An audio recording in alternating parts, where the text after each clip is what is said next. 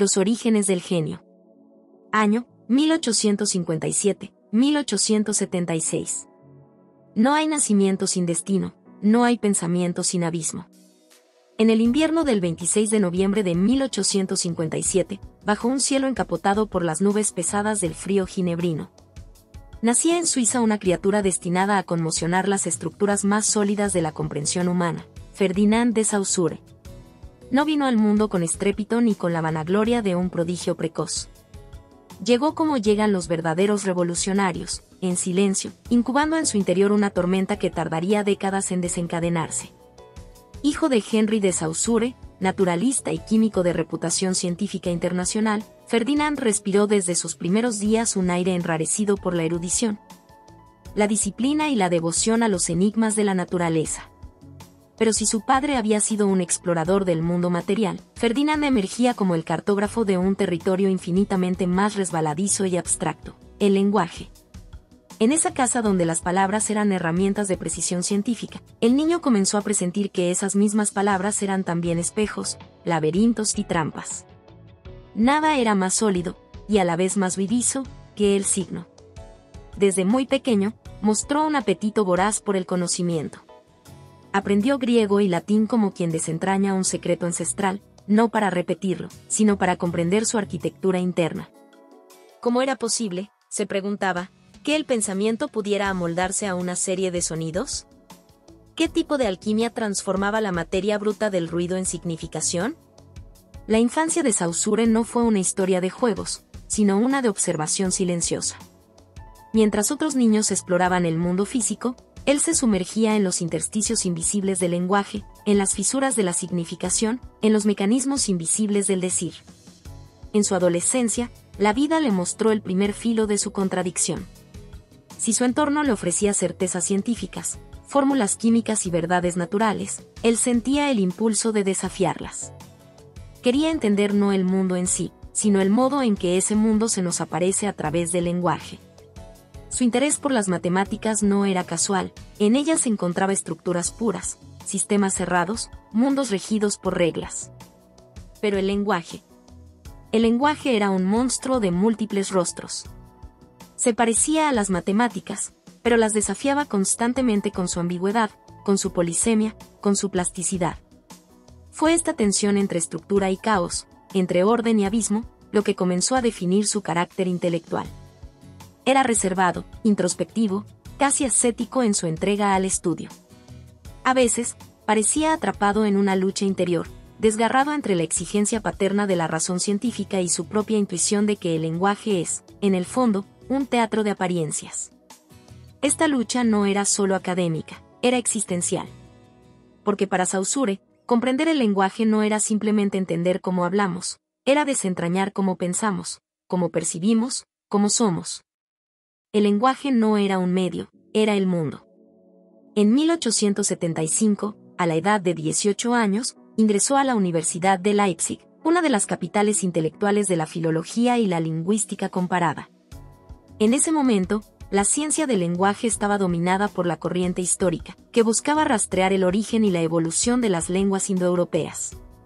Saussure, como joven discípulo disciplinado, se sumergió en ese campo con una mezcla de fervor y escepticismo. Aprendía con rapidez, destacaba por su brillantez técnica, pero en su interior latía una pregunta que sus maestros no sabían cómo responder: ¿por qué el lenguaje es como es? Los estudios en Leipzig le ofrecieron herramientas, pero no respuestas. Fue allí donde comenzó a concebir la necesidad de una nueva ciencia, una que no se limitara a observar el lenguaje como una entidad que cambia en el tiempo, sino que lo tratara como un sistema en un momento dado. Una sinfonía compleja de reglas, convenciones y oposiciones.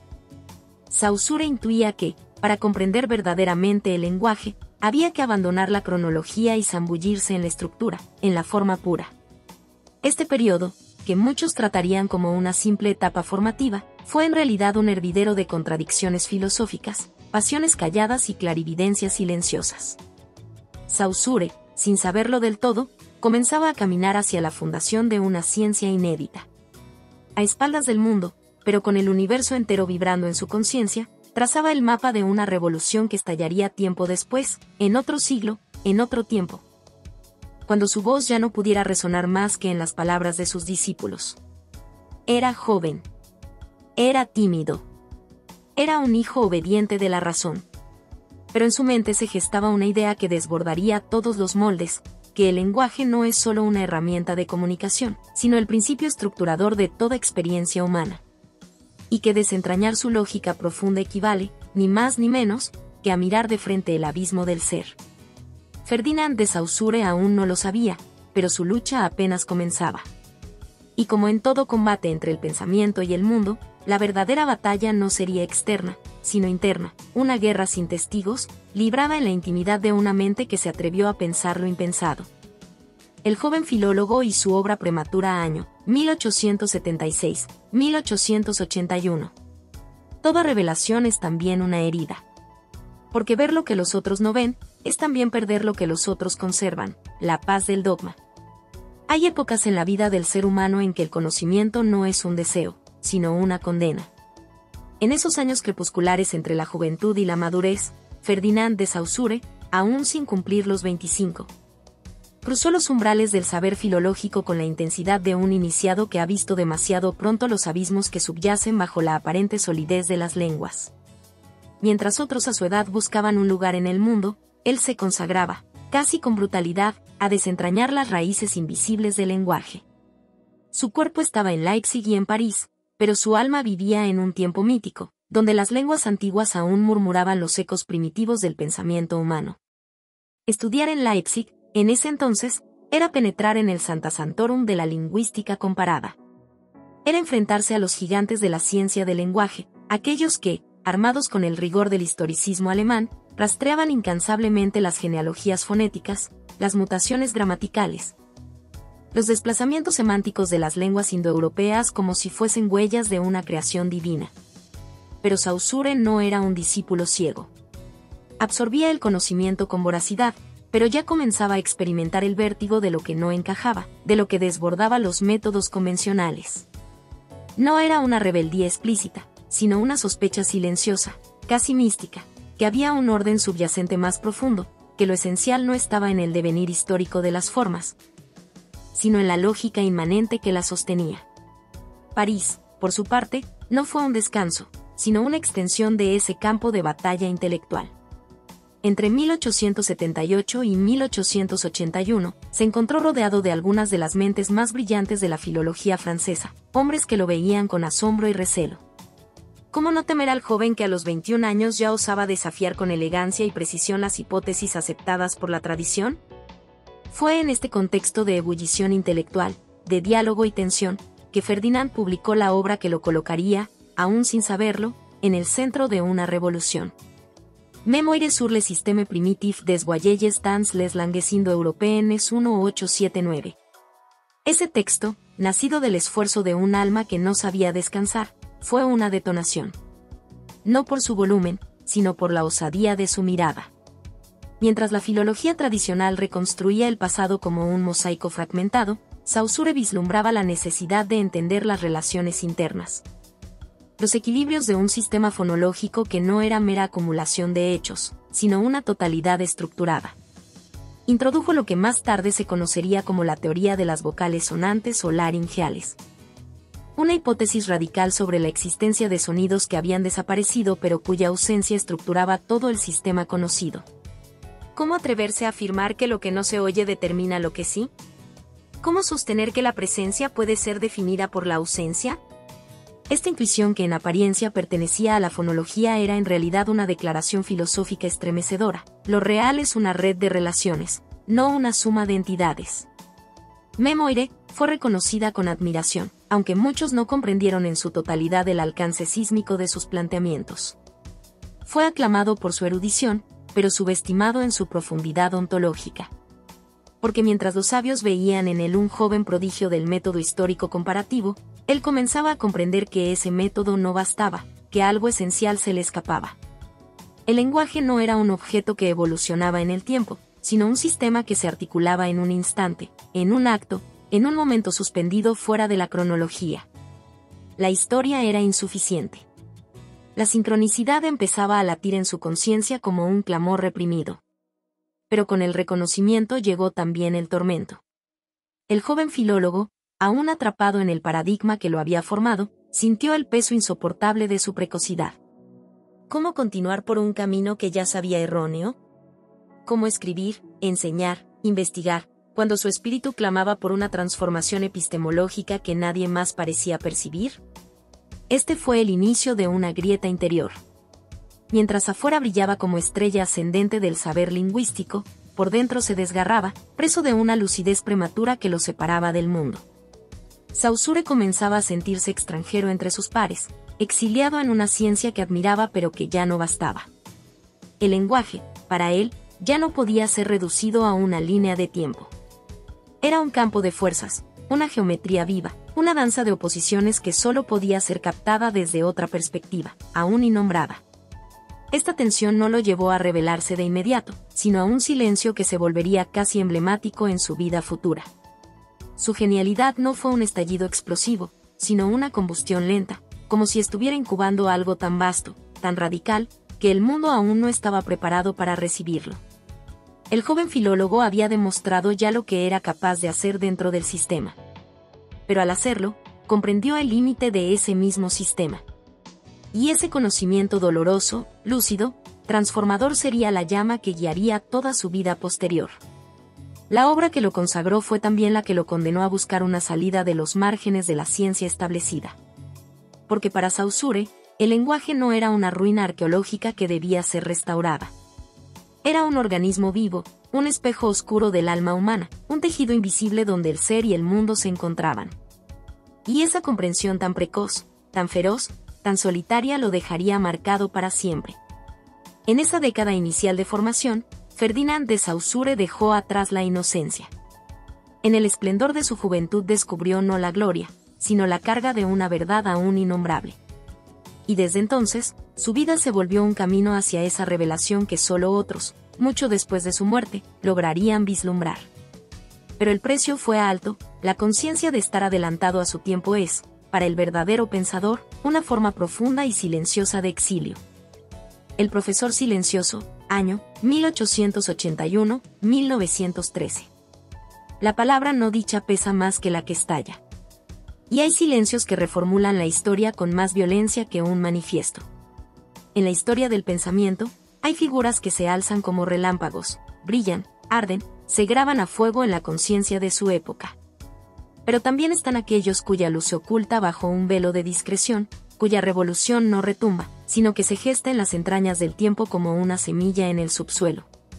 Ferdinand de Saussure fue, sin duda, uno de estos últimos, un revolucionario clandestino, un visionario que eligió el susurro en lugar del grito, la tiza sobre el pizarrón en lugar del tratado altisonante.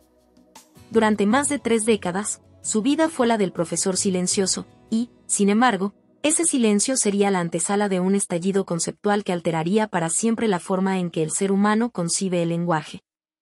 El conocimiento y, en última instancia, la realidad misma. Tras haber deslumbrado con su memoria a la temprana edad de 21 años, Saussure pareció sumirse en una especie de eclipse intelectual. Desde fuera, todo indicaba una vida serena, académica, casi monástica. Enseñó primero en París, en la École des Hautes Études, donde el joven prodigio impartía cursos de gramática comparada. Luego, en 1891, regresó a su Ginebra natal, aceptando una cátedra en la Universidad de Ginebra que, irónicamente, parecía marcar el inicio de su desaparición del escenario intelectual europeo. Para muchos, su silencio fue interpretado como una renuncia. Pero nada más lejos de la verdad. Porque ese Saussure que callaba públicamente no era un hombre vencido, sino un pensador desgarrado por la conciencia de los límites del lenguaje y por la responsabilidad de formular un nuevo modo de comprenderlo. Su elección de no publicar más sobre teoría lingüística no fue cobardía, ni desinterés, sino una forma radical de honestidad intelectual.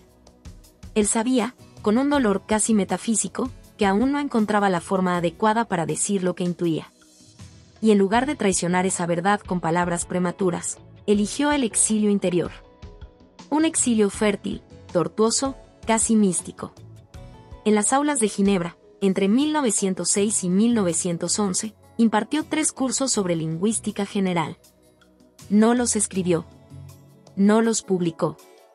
Pero en ellos volcó, gota a gota, la potencia acumulada de décadas de meditación, crítica y desmantelamiento de paradigmas.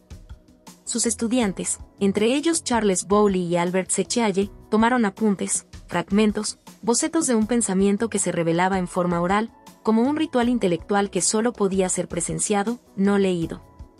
Lo que allí ocurría no era una clase convencional, sino una especie de liturgia del pensamiento. Saussure hablaba con una mezcla de intensidad contenida y precisión quirúrgica. Cada concepto era una detonación controlada, cada afirmación una renuncia a los dogmas heredados. Fue en estos años cuando el núcleo de su revolución se reveló en su forma embrionaria, la distinción entre lengua, langue y habla, pero el concepto de signo lingüístico, la arbitrariedad del signo. La diferencialidad como principio estructurante del significado. No eran simples innovaciones teóricas, sino heridas abiertas en el cuerpo de la lingüística tradicional. Saussure no solo proponía nuevas categorías, estaba dinamitando los cimientos mismos del pensamiento occidental sobre el lenguaje. Ya no era el lenguaje un reflejo del mundo, una herramienta pasiva para nombrar lo existente. Ahora era un sistema autónomo, autosuficiente, que no remitía al mundo sino a sí mismo, compuesto de oposiciones y relaciones que, en su juego, producían el sentido. Pero esta visión radical no fue divulgada al mundo por su creador. Porque Saussure, con una mezcla de desesperación y lucidez, se negó a fijar por escrito una teoría que aún sentía inacabada, incompleta, quebradiza. Su silencio fue su forma de resistencia, pero también de fidelidad. No al prestigio, no al éxito, sino a la verdad inacible que perseguía. ¿Puede un pensador consagrar toda su vida a una idea que quizás jamás logre decir del todo? ¿Puede un hombre entregarse al pensamiento sin necesidad de monumentos? En Saussure, la respuesta fue afirmativa. Y eso lo convierte, no en un profesor más, sino en un mártir de la exactitud. Sin embargo, ese gesto de renuncia no lo protegió del conflicto interior. Porque mientras afuera aparentaba calma y rigor académico, en su interior rugía una batalla existencial. Sabía que estaba rozando algo enorme, algo que desbordaba las categorías disponibles, algo que, si se decía con claridad, transformaría el pensamiento para siempre. Y, sin embargo, no podía, no quería, simplificarlo para encajarlo en el molde de una publicación. El lenguaje, ese mismo que estudiaba, parecía traicionarlo, se le escapaba como agua entre los dedos. ¿Cómo hablar del signo, si todo signo es ya un desvío del sentido? ¿Cómo nombrar lo innombrable, sin caer en la trampa de la representación? Este dilema no fue solo teórico. Fue profundamente humano, filosófico, incluso religioso. En su vida cotidiana, Saussure era un hombre reservado, casi ascético. No buscaba los focos, no ansiaba discípulos, no luchaba por imponer su nombre. Pero su mirada, según testimonios de sus estudiantes, revelaba una intensidad que solo puede nacer del dolor de la lucidez. Porque hay una tristeza particular en el sabio que ve más allá, pero sabe que no puede arrastrar consigo a los otros sin destruirlos. Y, sin embargo, no todo fue oscuridad. En medio de ese silencio, en esa aula discreta de Ginebra, se estaba gestando uno de los giros más radicales del pensamiento moderno. Porque, aunque Saussure callaba, sus palabras no se perdían. Sus alumnos, tocados por esa llama viva que él transmitía sin alardes, comenzaron a intuir la magnitud de lo que tenían ante sí. Y cuando él murió en 1913, sin haber publicado su teoría, fueron ellos quienes, como herederos silenciosos de un saber oculto, recogieron sus apuntes, sus notas, sus diagramas inconclusos, y compilaron. Como un acto de justicia poética, el Cours de Linguistique Générale, publicado en 1916. Ese libro, nacido de un cadáver intelectual y de fragmentos dispersos, sería la explosión póstuma que cambiaría todo. Pero eso es otra historia. Lo que importa ahora, lo que define este capítulo, es el misterio luminoso del Saussure profesor. Ese hombre que eligió la marginalidad antes que la falsedad. Que prefirió la precisión al aplauso. Que enseñó no como quien instruye, sino como quien transforma. Que llevó en sí la carga de una intuición filosófica tan radical que no encontró palabras para decirla, pero sí miradas para transmitirla. Su vida en Ginebra fue, desde fuera, un río tranquilo. Pero desde dentro, fue un volcán que prefirió arder en silencio antes que estallar sin propósito. Y es justamente por eso que su legado habría de incendiar el siglo XX. Porque el fuego que arde en silencio no desaparece, se acumula, se densifica, y cuando encuentra la chispa adecuada, puede quemar todo lo que creíamos eterno. Así fue Saussure. Así fue su enseñanza. Así fue su silencio. Un silencio más fuerte que 1000 voces. Un silencio que todavía habla. El curso de Lingüística General, el libro póstumo que cambió todo, año emoticono cara triste 1916. Al morir un pensador, nace su eco. Pero a veces, ese eco no solo resuena, devasta. La muerte de Ferdinand de Saussure en 1913 no fue, como tantas veces sucede con la desaparición de los genios marginales, un evento público ni mediático. Murió como vivió, en silencio. En su Ginebra natal, entre los papeles dispersos de sus cursos, entre diagramas inacabados y reflexiones que jamás se atrevió a publicar. Para el mundo académico de la época, fue poco más que una nota al pie en los archivos de la lingüística comparada, un hombre brillante que había fulgurado en su juventud y luego se había desvanecido, aparentemente sin dejar huella. Pero los verdaderos terremotos no se sienten en la superficie de inmediato. Algunos tiemblan en las entrañas de la Tierra durante años, incluso décadas, hasta que un gesto inadvertido detona la ruptura del mundo conocido. Eso fue lo que ocurrió en 1916. Y la detonación tuvo nombre, Cours de Linguistique Générale. Saussure no escribió ese libro. No lo editó. No lo supervisó. Fue la obra de sus alumnos más devotos, Charles Bowley y Albert Sechialle, quienes, frente al abismo que dejó su muerte, decidieron salvar del olvido la obra que nunca existió, pero que había sido pronunciada con el fuego de la revelación en las aulas de la Universidad de Ginebra entre 1906 y 1911. Reunieron apuntes, reconstruyeron diagramas, armonizaron fragmentos de distintas épocas, y con todo ello, y también con sus propias interpretaciones, sus silencios, sus decisiones, dieron forma a una obra que no era enteramente de Saussure, pero que tampoco pertenecía a nadie más. Una obra póstuma y espectral, nacida del murmullo de una voz que había preferido no fijarse por escrito. El curso de Lingüística General fue, en ese sentido, tanto un testamento como una invocación. Un libro resurrección. Un evangelio sin Mesías. Lo que contenía no era simplemente una nueva teoría lingüística. Era una redefinición total del lenguaje como fenómeno humano. Era un nuevo mapa para habitar el pensamiento. Allí se encontraba, en estado puro, la revolución conceptual de Saussure, la separación radical entre la lengua, la langue, entendida como un sistema social, colectivo, inconsciente, y el habla, la parole. Los actos individuales, la expresión concreta y efímera. Saussure afirmaba que el objeto real de estudio debía ser la lengua, esa estructura invisible que los hablantes heredaban, reproducían, y habitaban sin comprender del todo. La lengua como sistema cerrado, autárquico, como un bosque de significados que no remite a las cosas sino a otras palabras, a otras relaciones. Con esto, el lenguaje dejaba de ser reflejo del mundo para convertirse en el mundo mismo del pensamiento. Un salto ontológico y epistemológico sin precedentes. Pero no se detenía allí. En las páginas del Cours, los lectores encontraban también la formulación más profunda del signo lingüístico, compuesto por dos caras inseparables, el significante, la imagen acústica, y el significado, el concepto. Esta relación no era natural, no era esencial, era arbitraria. Y en esa arbitrariedad latía una afirmación filosófica que aún hoy incomoda a quienes buscan fundamentos sólidos en el lenguaje. El vínculo entre las palabras y las cosas no está anclado en la naturaleza, sino en la convención. No hay nada en la palabra árbol que contenga el ser del árbol. Es un signo entre otros, definido por oposición, por diferencia. Nada tiene sentido por sí mismo, todo adquiere sentido por lo que no es. Este principio, la diferencialidad, se convirtió en la piedra angular del pensamiento estructuralista.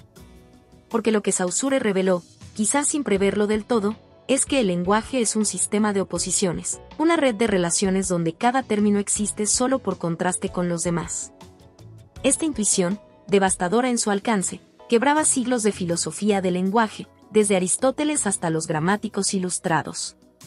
Ya no era posible pensar el lenguaje como un espejo del mundo. Había que pensarlo como una máquina abstracta que produce significado, una estructura que funda la posibilidad misma de pensar. Y entonces, el segundo golpe, la separación entre sincronía y diacronía. Hasta entonces, la lingüística histórica se había centrado en cómo cambian las lenguas a través del tiempo. Saussure propuso otro enfoque, estudiar las lenguas como sistemas estáticos, en un corte transversal del tiempo, como si fueran organismos vivos congelados en su forma presente.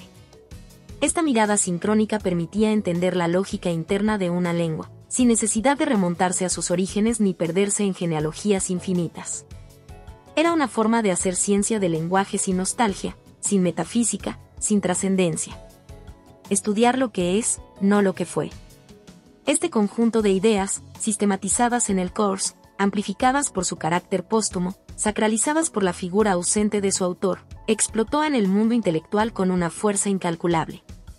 En plena Primera Guerra Mundial, cuando Europa se desangraba en el campo de batalla, este libro silencioso, nacido del luto y la fidelidad, comenzaba a gestar otra guerra, una guerra contra el pensamiento esencialista. Contra las certidumbres ontológicas, contra las nociones fijas del significado. Fue un ataque quirúrgico, conceptual, pero no por ello menos devastador. El pensamiento estructuralista nacería de allí, y desde allí irradiaría a la antropología, la filosofía, la crítica literaria, el psicoanálisis, la sociología, incluso el arte y la política. El Cours no fue simplemente un texto académico. Fue una fisura en el lenguaje mismo, una grieta por la que se filtró una nueva forma de ver el mundo. Reveló que no hay una realidad que el lenguaje nombra, sino una realidad que el lenguaje construye. Que toda identidad es relacional. Que todo sentido es diferencia. Que todo signo es trampa y posibilidad al mismo tiempo. Pero con ello también trajo una angustia radical. ¿Cómo afirmarse en un mundo donde nada tiene significado por sí mismo? ¿Cómo vivir sabiendo que todo lo que creemos nombrar se nos escapa entre estructuras que no controlamos? El Cours fue, en ese sentido, no solo una revolución intelectual, sino una convulsión existencial. Porque despojar al lenguaje de su supuesta transparencia es también despojar al sujeto de su estabilidad.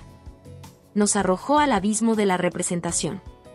Nos hizo conscientes de que no hay acceso puro a la realidad. Todo pasa por la lengua.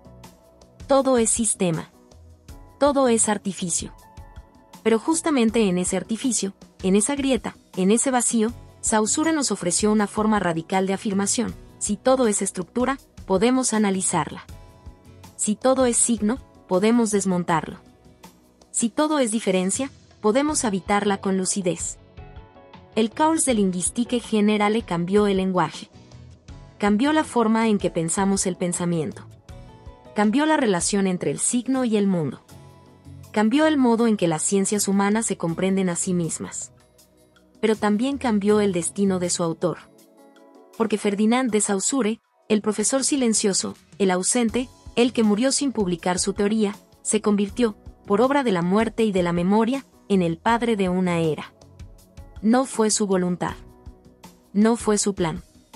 Fue el resultado de su renuncia más honesta, callar para no traicionar la verdad que intuía. Y como suele ocurrir con los profetas verdaderos, su revelación no fue reconocida en vida. Pero su eco, ese eco que parecía apagado, terminó por redibujar los contornos del pensamiento moderno. El Cours, más que un libro, fue un portal. Un acto de resurrección. Una conspiración del lenguaje contra sí mismo. Y como toda gran obra nacida de la muerte, no dejó nada intacto. Ni siquiera a quienes lo leyeron por primera vez con asombro, temor y vértigo. Porque después de Saussure, hablar ya no fue lo mismo. Pensar ya no fue lo mismo. Ser ya no fue lo mismo. Así fue como el silencio de un hombre generó el ruido más profundo del siglo. El pensador que fundó una escuela nacimiento del estructuralismo lingüístico. No toda semilla germina en vida. Algunas despiertan después de la muerte, en una tierra removida por la tormenta de los tiempos. Cuando Saussure murió, el mundo apenas comenzaba a desmoronarse en las trincheras de la Primera Guerra Mundial. El lenguaje, esa arquitectura invisible que une a los seres humanos, se había vuelto cómplice del horror, proclamas patrióticas, discursos de odio, eufemismos bélicos y promesas huecas. Pero en lo más profundo de la catástrofe, en la soledad de los despachos académicos y las bibliotecas polvorientas, una idea silenciosa germinaba. No era una ideología, no era una bandera, no era un manifiesto revolucionario. Era algo más subversivo, una forma completamente nueva de mirar el lenguaje, no como un medio para comunicar, sino como el sistema estructural que nos constituye, que nos delimita, que nos hace posibles. El Cours de Linguistique Générale, publicado póstumamente, fue la piedra lanzada en un estanque aparentemente sereno. Las ondas que generó rompieron los márgenes de la lingüística tradicional y alcanzaron terrenos impensados. No fue un libro como los otros, fue una mutación conceptual. En su interior, latía una promesa devastadora y profundamente liberadora, que el lenguaje no es un reflejo del mundo, sino una estructura autónoma, una maquinaria simbólica sin centro ni esencia. Construida por oposiciones y diferencias, por reglas internas que se reproducen como un código genético cultural. Esa intuición fue recogida, metabolizada y expandida por una generación de intelectuales que, ante el vacío de certezas heredado por la guerra, buscaron construir un nuevo edificio del pensamiento humano. Y lo hicieron a partir de esa idea brutal y luminosa: el lenguaje es sistema. Desde allí nació una escuela. O, mejor dicho, una constelación de escuelas. El estructuralismo no fue el hijo fiel de Saussure, sino su transgresión más fecunda. Porque en el corazón de su pensamiento había una paradoja: al afirmar que el lenguaje no remite al mundo, sino a sí mismo, abría la puerta a una crítica radical de la realidad como nos había sido enseñada. El Círculo de Praga, donde el lenguaje se convirtió en campo de batalla. En la década de 1920, en medio de la efervescencia cultural de Europa Central, un grupo de lingüistas, filósofos y teóricos se reunió para dar forma a lo que más tarde se conocería como el Círculo de Praga.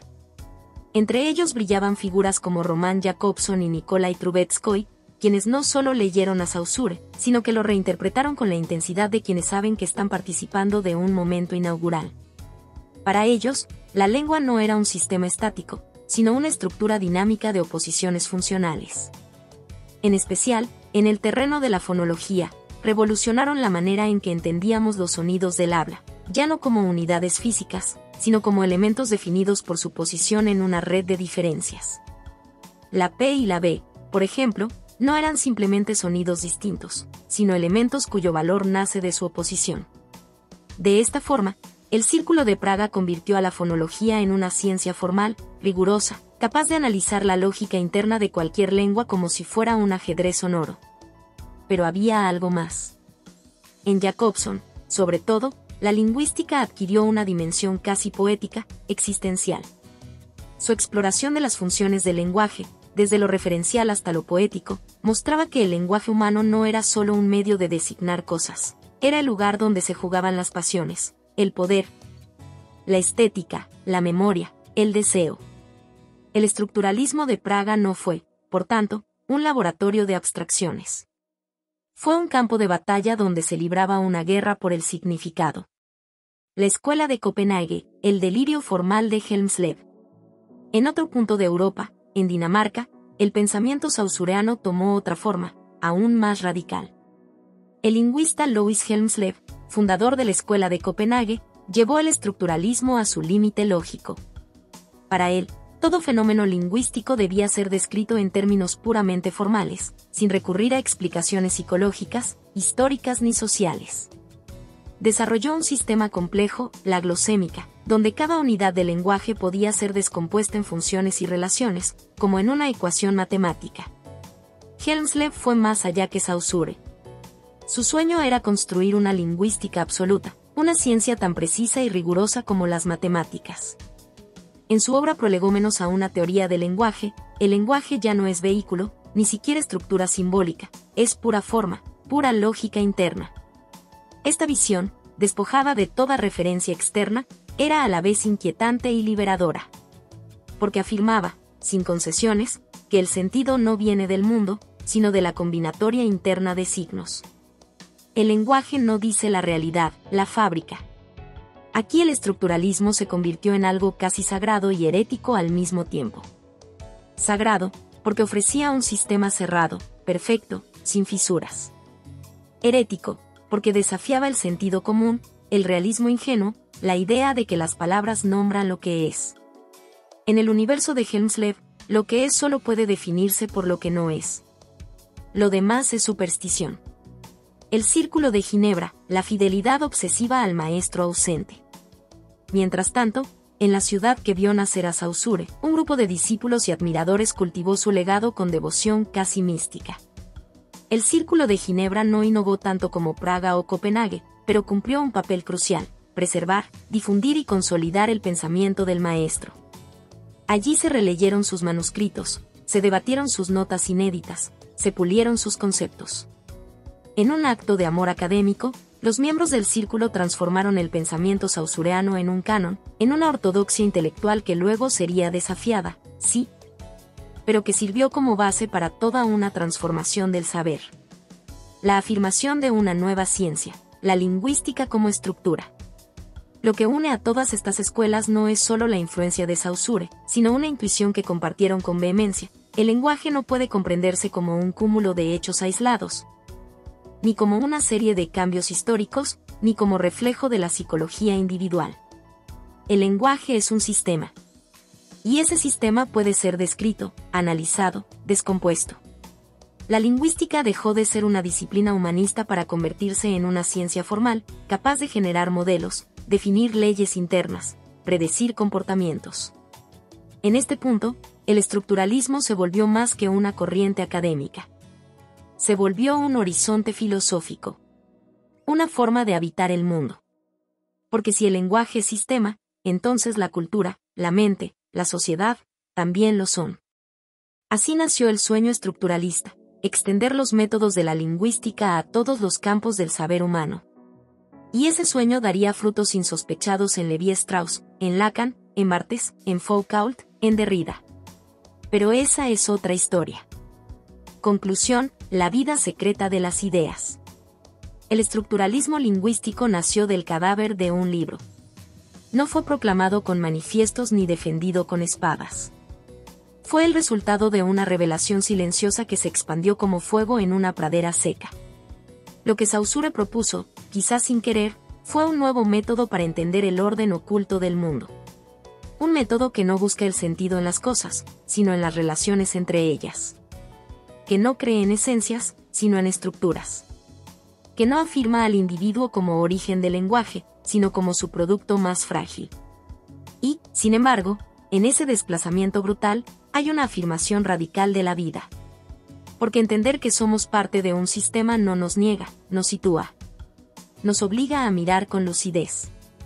Nos arranca de las ilusiones románticas, pero nos entrega una herramienta poderosa: la conciencia crítica de lo simbólico. Saber que todo lo que somos, nombres, identidades, afectos, creencias, está atravesado por el lenguaje, no nos reduce. Nos libera. El pensador que no fundó escuela en vida, fundó una galaxia de pensamiento en muerte. Y desde esa galaxia, todavía hoy, su voz, multiplicada, discutida, reinventada, nos sigue diciendo una verdad que arde: el mundo no es lo que parece. El mundo es lenguaje. Y el lenguaje, aunque nos limite, también nos salva. Porque solo en la estructura descubrimos lo que somos. Y solo al reconocer el sistema podemos transformarlo. Así nació el estructuralismo. No como dogma, sino como estallido. No como método, sino como visión. No como herencia, sino como incendio. Más allá del lenguaje, la semilla del estructuralismo cultural. Todo gran pensamiento lleva en su interior una grieta, una fisura por la que el mundo se cuela y se transforma. Ferdinand de Saussure, ese hombre que jamás sospechó la magnitud del eco de sus ideas, sembró sin saberlo una semilla que iría mucho más allá del estudio del lenguaje. Su visión del signo, su concepción radical del lenguaje como sistema autónomo, sus silencios y sus ausencias, serían retomados, distorsionados, reconfigurados y elevados por otras disciplinas. Por otros pensadores que vieron en su obra no una teoría lingüística, sino una lente para mirar la totalidad de la experiencia humana. Lo que comenzó como una reflexión sobre las palabras y sus juegos invisibles, devino en una revolución del pensamiento. La estructura, ese esqueleto conceptual que sostiene lo que decimos, pensamos, sentimos, soñamos, se convirtió en el nuevo fetiche del siglo XX. Saussure, al proponer que el significado no reside en las cosas, sino en las diferencias entre los signos dentro de un sistema, disolvió la ilusión de que el lenguaje reflejaba simplemente la realidad. Abrió una grieta que no podría cerrarse jamás. Desde esa grieta comenzó a brotar otra forma de comprender el mundo. El salto antropológico, Claude Lévi-Strauss y los mitos del pensamiento. Claude Lévi-Strauss, antropólogo francés, tomó la antorcha encendida por Saussure y la arrojó sobre los mitos, las costumbres y los ritos de los pueblos primitivos. Pero, en lugar de buscar la evolución del pensamiento desde lo salvaje a lo civilizado, como lo hacían los viejos evolucionistas, Lévi-Strauss vio en las culturas un espejo de la estructura del lenguaje. Sistemas de signos, regidos por oposiciones binarias, funcionando más allá de la conciencia individual. Las culturas no eran caos ni acumulación arbitraria, sino orden invisible. La prohibición del incesto, los sistemas de parentesco, los relatos cosmogónicos, eran tan rigurosos como la gramática. Detrás de la diversidad cultural había una lógica universal, una sintaxis del inconsciente colectivo. Lévi-Strauss no solo transformó la antropología, proclamó la muerte del sujeto autónomo, el fin del individuo como centro de sentido. No somos quienes deciden, somos portadores de estructuras que nos habitan. El yo es ilusión. La cultura nos piensa antes de que podamos pensarla. Y así, sin saberlo, Saussure se convirtió en el padre de una antropología estructural, en la que el ser humano dejó de ser autor para volverse texto. El giro psicoanalítico, Jacques Lacan y el inconsciente estructurado como lenguaje. Jacques Lacan, el herético del psicoanálisis, tomó la teoría freudiana y la atravesó con Saussure como una lanza. Para Lacan, el inconsciente no era un pozo oscuro lleno de instintos reprimidos, sino una red estructurada como un lenguaje. El deseo humano no es espontáneo ni natural, está mediado por el significante. Somos hablados por el lenguaje. Nuestra identidad, nuestra sexualidad, nuestros traumas, todo aquello que creemos más íntimo, ya estaba ahí, esperando ser pronunciado por una lengua que nos precede y nos determina. El niño, al entrar en el lenguaje, pierde algo fundamental, el acceso inmediato al mundo. Ese trauma fundacional, el ingreso al orden simbólico, estructura toda nuestra existencia. Ya no hay retorno posible al goce absoluto.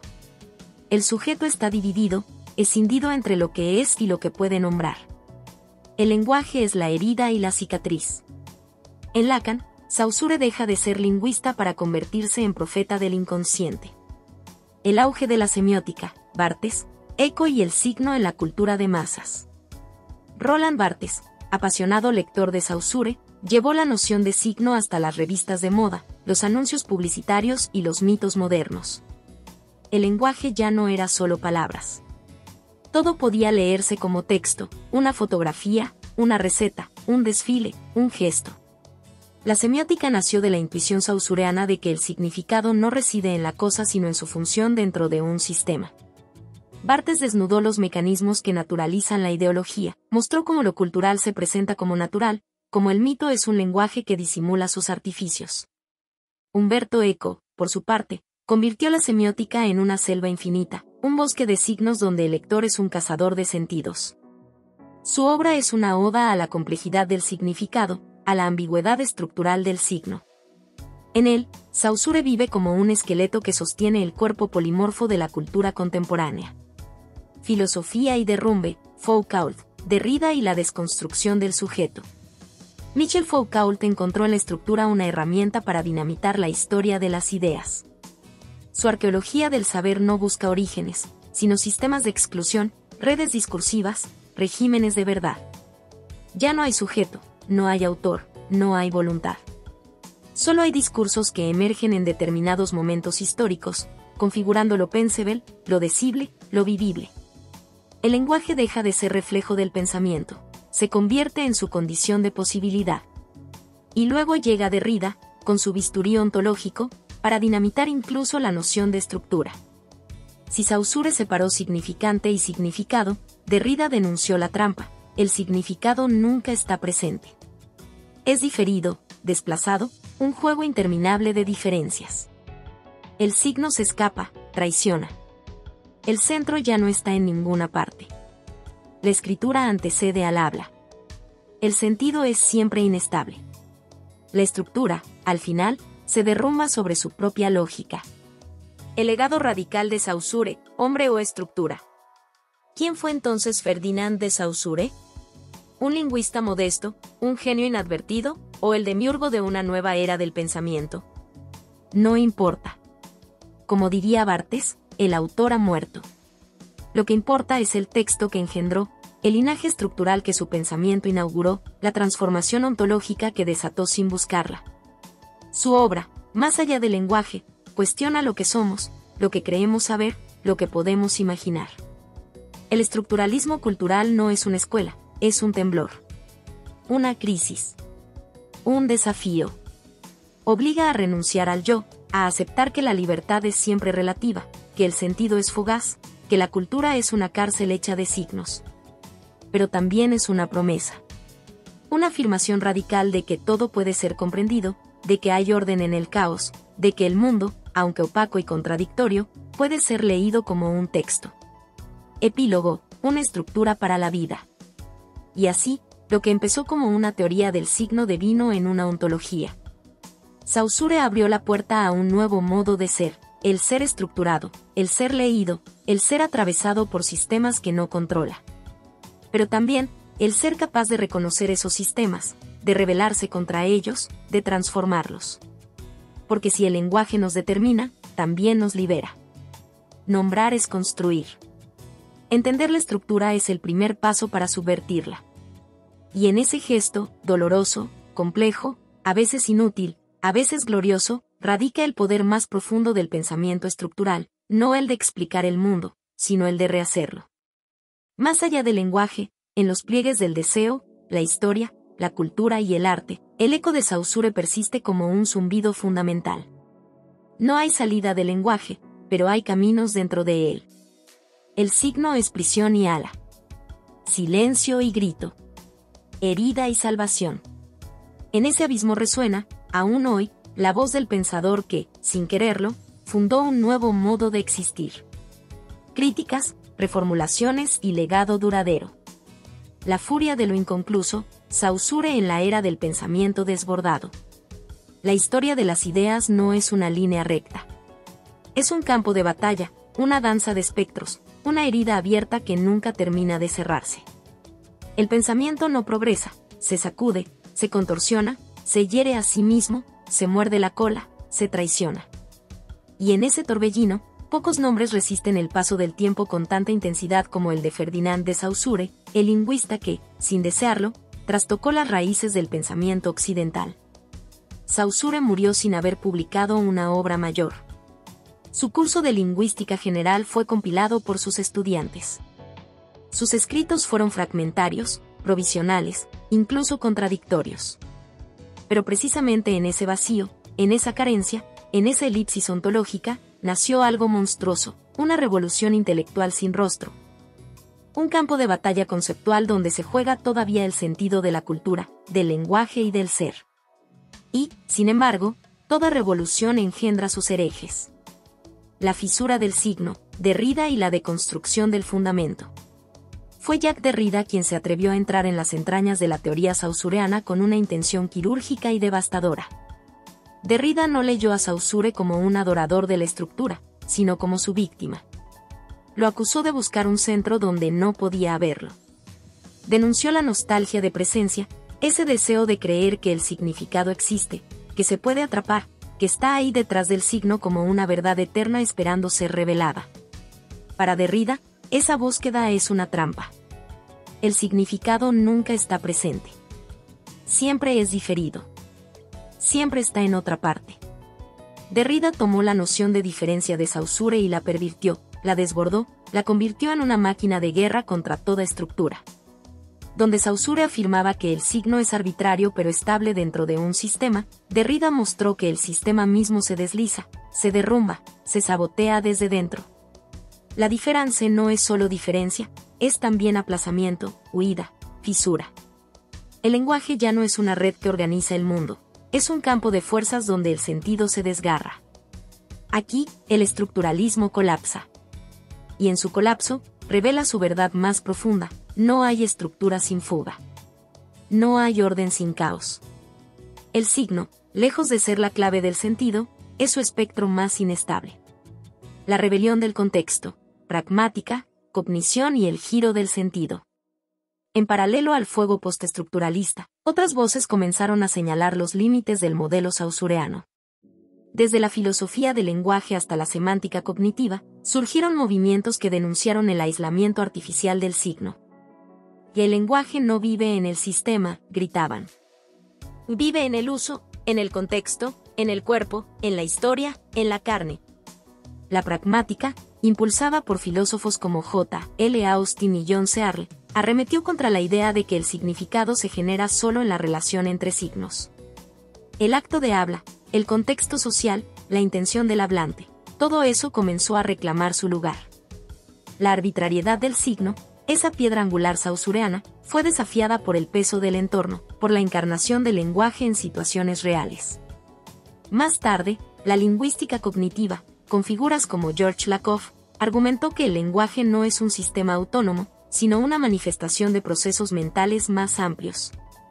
El signo dejó de ser un mero enlace entre significante y significado, se volvió una imagen mental, una proyección de metáforas encarnadas, una construcción del cuerpo y la experiencia. Y así, el legado de Saussure fue puesto en juicio no por su error, sino por su radicalidad. Había abstraído tanto el lenguaje que lo había vuelto eterno. Había cortado sus raíces para mostrar su forma. Pero el lenguaje, como todo lo vivo, no tolera ser disecado. Grita. Respira. Cambia. El signo herido, debate, lucha y persistencia. A pesar, o tal vez por causa, de estas críticas, la figura de Saussure sigue presente, como un espectro que no puede ser exorcizado. En las humanidades, en la filosofía, en la crítica literaria, en la semiótica, su pensamiento sigue siendo una fuente de conflicto, inspiración y confrontación. Su noción del signo como relación arbitraria e inmotivada entre significante y significado sigue dividiendo aguas. Para algunos, sigue siendo el descubrimiento más potente del siglo XX, una visión estructural del lenguaje como sistema diferencial. Para otros, es una camisa de fuerza, una cárcel epistemológica que niega la historia, el cuerpo, el deseo. Pero quizás esa es su fuerza. Saussure no nos dio una verdad. Nos dio una herida. Una fisura que obliga a pensar, a luchar, a revisar todo lo que creíamos saber sobre el lenguaje, sobre la cultura, sobre nosotros mismos. Nos obligó a mirar no lo que el lenguaje dice, sino cómo lo dice. No lo que el arte representa, sino cómo lo estructura. No lo que el sujeto es, sino cómo se constituye.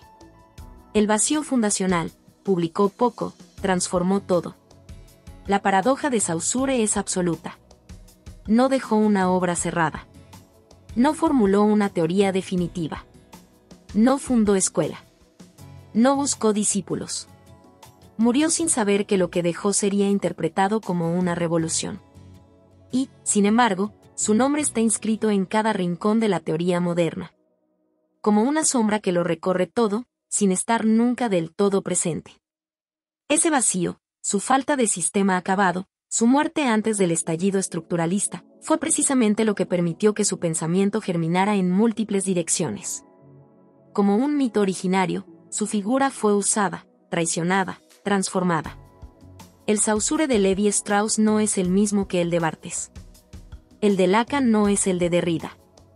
Cada uno tomó su semilla y la injertó en otra tierra. Y en cada injerto, algo nuevo nació, algo monstruoso, algo vivo. El legado viviente, Saussure hoy. ¿Está muerto Saussure? ¿Fue superado? ¿Es apenas una figura de museo? Nada más falso. Hoy, en la era digital, donde los signos se multiplican, donde el lenguaje es código, donde la realidad misma parece filtrarse a través de redes de significantes, la intuición de Saussure resuena con fuerza inesperada. En la inteligencia artificial, en la teoría de medios, en la crítica cultural, su huella es profunda. El mundo como texto. La cultura como sistema. El yo como signo. Todo eso sigue latiendo. Y más allá de la academia, Su visión del lenguaje como red de diferencias, como juego de oposiciones, como sistema sin centro, se ha convertido en parte de la sensibilidad contemporánea. Vivimos en una época saussureana, incluso si no lo sabemos. Todo puede ser leído. Todo puede ser deconstruido. Todo puede ser reformulado. Epílogo: la eterna reescritura del pensamiento. Ferdinand de Saussure no fue un genio en el sentido clásico. Fue algo más, un detonante. Su pensamiento no es un edificio. Es una explosión. Y como toda explosión, dejó fragmentos dispersos, heridas abiertas, posibilidades infinitas. Su legado no está en lo que dijo, sino en lo que hizo posible pensar. En cómo desplazó la mirada, en cómo nos enseñó a ver el lenguaje no como un espejo del mundo, sino como su condición de posibilidad. Por eso, incluso si se critica, incluso si se supera, incluso si se niega, Saussure no desaparece. Su figura reaparece una y otra vez, como un eco profundo, como una tensión sin resolver, como un abismo que nos sigue mirando desde el centro de nuestras palabras. El signo, al final, es también destino. Y Saussure, el hombre que nos mostró que todo sentido es diferencia, sigue ahí, como una cicatriz en la historia del pensamiento. Una cicatriz que no queremos cerrar. Porque en esa herida late, aún, la posibilidad de otro mundo. De otra forma de pensar. De otra forma de vivir. El eco infinito de Saussure, el lenguaje, ruptura y la condición humana. En el corazón de esta historia, la de Ferdinand de Saussure, su pensamiento, sus consecuencias, sus deformaciones y legados, no hay simplemente una teoría del lenguaje. Lo que se despliega ante nosotros es una meditación trágica, existencial y desbordante sobre lo que significa ser humano en un mundo donde el sentido no está dado, sino tejido, extraviado, construido y siempre fugaz. Saussure no es solo el lingüista que propuso que el signo es arbitrario, que el significado es una construcción relacional y que el lenguaje es una estructura sin centro. Saussure, sin proponérselo, abrió la grieta por donde se filtraron las grandes angustias del siglo XX. Su pensamiento no fue un sistema, fue un abismo. No fue una respuesta, fue una pregunta brutal. ¿Cómo puede haber sentido en un mundo donde todo depende del juego de diferencias? Esta pregunta no se limita al lenguaje. Se extiende, como una metástasis simbólica, hacia todo lo que somos. Nuestra identidad, nuestras creencias, nuestras pasiones, nuestras luchas políticas, nuestro amor, incluso nuestra percepción de la realidad, todo, absolutamente todo, se ve afectado por la idea de que el mundo no tiene un significado fijo, sino que lo construimos a través de un sistema de oposiciones que nunca se detiene. No hay esencias. No hay fundamentos. Hay relaciones. Hay ausencias. Hay desplazamientos. Y esa revelación no solo transforma las ciencias humanas. Nos transforma a nosotros. Nos confronta con la radical indigencia de nuestra existencia. Ya no somos seres que reflejan el mundo. Somos seres que lo interpretan, que lo crean, que lo distorsionan a través del lenguaje.